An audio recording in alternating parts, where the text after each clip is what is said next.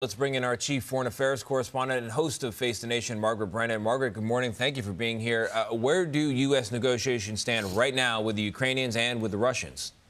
Well, good morning to you, Tony. This has been one of the most head-snapping rounds of diplomacy that I have ever covered. That Thanksgiving deadline is gone.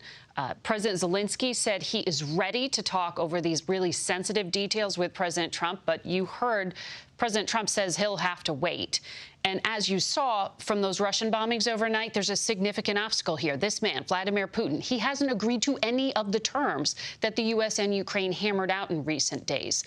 Overnight, we did hear Putin's foreign policy advisor, Yuri Ushakov, Nancy referred to him there. He seemed to really downplay that Abu Dhabi meeting between Russian intelligence and the Secretary of the Army, Dan Driscoll, and said Russia hasn't discussed an official peace plan in any detail with anyone.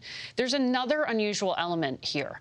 The lead negotiators aren't diplomats. Driscoll, this man here, is a very close friend to Ukraine skeptic Vice President J.D. Vance, and as Army Secretary is working in parallel with Trump's son-in-law, Jared Kushner, who does not work for the United States government, alongside envoy Steve Witkoff, who is new to diplomacy. And those Bloomberg transcripts that Nancy mentioned revealed that the Russians expected that initial proposal from Kushner and Witkoff to be pro-Russian.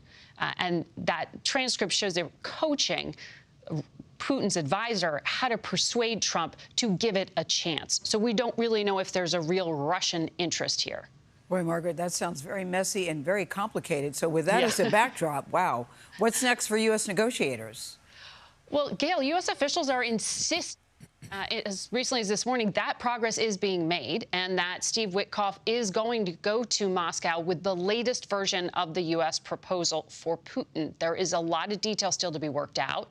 European leaders are trying to kind of close ranks around Zelensky to help him work out security guarantees to prevent Russia from attacking or invading again, to press for the return of Ukraine's kidnapped children, and also to provide access to frozen Russian funds that are stuck in bank accounts in Europe that Ukraine could use to rebuild.